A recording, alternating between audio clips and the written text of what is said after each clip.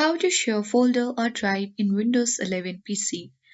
Without further ado, let's dive right into the video. First, locate any drive or folder which you want to share on Windows 11 PC. Right click on it. From this menu box, click Show More Options. Select Geek Access to. Now choose Advanced Sharing. From this window, you need to simply click on Advanced Sharing button, and here you need to check mark share this folder.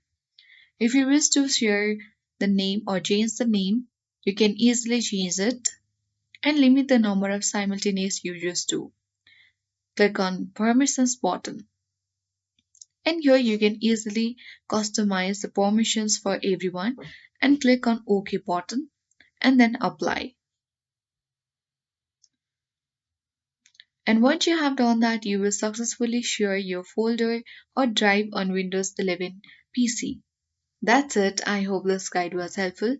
If it was, then do like, share, comment, and don't forget to subscribe.